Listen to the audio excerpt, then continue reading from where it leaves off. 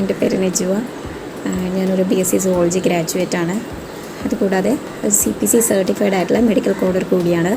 ഞാനിപ്പം എൻ്റെ ലൈഫിലെ തന്നെ ഏറ്റവും സന്തോഷം നിറഞ്ഞൊരു മൊമെൻറ്റിലാണ്. എനിക്കൊരു മെഡിക്കൽ കോഡറായിട്ടൊരു ജോബ് കിട്ടി. അതും കൊച്ചിയിൽ തന്നെ വർക്ക് ഫ്രം ഹോം ആണ്. ഇപ്പം ഞാൻ പഠിച്ചത് ഇൻഡസ് എഡ്യൂക്കേഷൻ തൃശ്ശൂരിൽ നിന്നാണ്. അവിടെ നല്ല ക്ലാസ്സസും നല്ല അറ്റ്മോസ്ഫിയറൊക്കെ ആയിരുന്നു. പിന്നെ അതുകൂടാതെ ഞങ്ങൾക്ക് ഒരു ജോബിന് വേണ്ടിയിട്ട് എന്തൊക്കെ വേക്കൻസീസ് വന്നാലും ഞങ്ങളെ ഇൻഫോം ചെയ്യുന്ന ഞങ്ങളുടെ മുബീന മാമും അതേപോലെ തന്നെ നജ്മ മാമും പിന്നെ അവിടുത്തെ എല്ലാ ഫാക്കൽറ്റീസും ഞങ്ങൾ ഒരുപാട് ഹെൽപ്പ് ചെയ്തിട്ടുണ്ട്.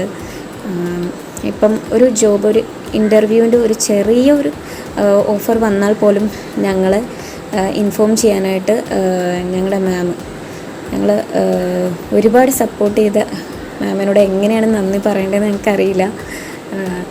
ഒരുപാട് കടപ്പെട്ടിട്ടുണ്ട് മുബീന മാമിനോടും ഇൻഡസിനോടും. Thank you Mubeena ma'am, thank you Indus. ഇനി ആരെങ്കിലും മെഡിക്കൽ കോഡിംഗ് കോഴ്സ് ചെയ്യാൻ ആഗ്രഹിക്കുന്നെങ്കിൽ ഉറപ്പായിട്ടും ഞാൻ ഇൻഡസ് എഡ്യൂക്കേഷൻ സജസ്റ്റ് ചെയ്യും. ധൈര്യമായിട്ട് നിങ്ങൾക്ക് മെഡിക്കൽ കോഡിംഗ് കോഴ്സ് ചെയ്യാം ഇൻഡസിൽ ചേർന്നാൽ. അതും ജോബ് ഗ്യാരണ്ടിയോടുകൂടെ തന്നെ. Thank you Indus, thank you Mubeena ma'am. Hello, ഞാൻ ഇൻഡസിലാണ് മെഡിക്കൽ കോഡിങ് ചെയ്തിരുന്നത്. ഇവരുടെ ക്ലാസ്സൊക്കെ നല്ല ക്ലാസ്സായിരുന്നു. ഇപ്പോൾ അനാട്ടമി ആണെങ്കിലും ICDയും CPT എല്ലാം നല്ല ക്ലാസ് തന്നെയായിരുന്നു.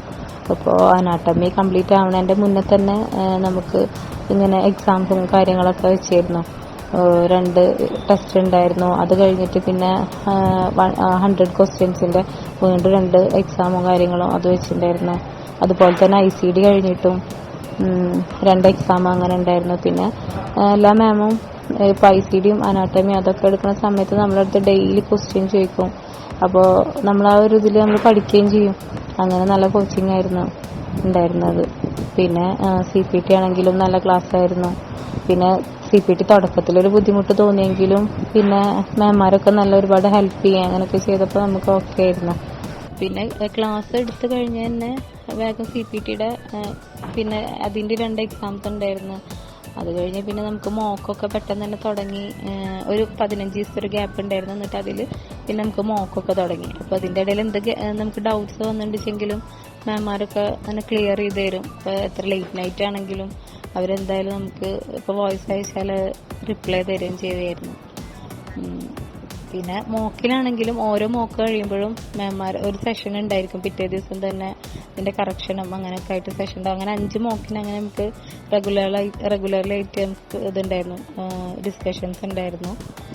അത് കഴിഞ്ഞിട്ട് പിന്നെ മോക്ക് ഇവർ തന്നിട്ടുണ്ടായിരുന്നു ഇൻസ്റ്റിറ്റ്യൂട്ടിൽ നിന്ന്. പിന്നെ ഒരു 7 മോക്കും കൂടെ, ടോട്ടൽ 12 മോക്കാണ് ഇവർ തന്നിട്ടുണ്ടായിരുന്നത്. പിന്നെ ബാക്കി 5 മോക്ക് കഴിഞ്ഞ് പിന്നെ മോക്ക് ചെയ്യുമ്പോൾ ഇവർ ഒരു വീക്ക് കഴിയുമ്പോൾ തന്നെ നമ്മളടുത്ത് ചോദിക്കുന്നു സെഷൻ വെക്കട്ടെ എന്ന് ചോദിക്കും. അപ്പോൾ നമ്മൾ ഓക്കെ ആണെങ്കിൽ അവർ സെഷൻ വെച്ച് തരും. അപ്പോഴും ഡൗട്ട് ക്ലിയറിങ് കാര്യങ്ങൾ അങ്ങനെയൊക്കെ ആയിട്ടുണ്ടായിരുന്നു. പിന്നെ എക്സാം അടുക്കാനാവുമ്പോൾ എക്സാമിന് പോകേണ്ട അങ്ങനത്തെ കാര്യങ്ങളും അതൊക്കെ വെച്ചിട്ട് സെഷൻസൊക്കെ ഉണ്ടായിരുന്നു. പിന്നെ എന്താ പറയുക, മോക്കിൽ ഇനിയിപ്പോൾ എന്തെങ്കിലും എക്സാം ആൻസർ കീയിൽ എന്തെങ്കിലുമൊക്കെ ഡൗട്ട്സും കാര്യങ്ങളൊക്കെ ഉണ്ടെങ്കിൽ അതും എല്ലാം നന്നായി നമുക്ക് ക്ലിയർ ചെയ്ത് തരുകയൊക്കെ ചെയ്തായിരുന്നു മാമാരൊക്കെ. നല്ലൊരു സപ്പോർട്ടായിരുന്നു ഉണ്ടായിരുന്നത്. അതുകൊണ്ട് തന്നെ നമുക്ക് എക്സാമൊക്കെ അങ്ങനെ വലിയൊരു ബുദ്ധിമുട്ടില്ലാതെ അങ്ങോട്ട് പാസ്സാവാനും പറ്റി.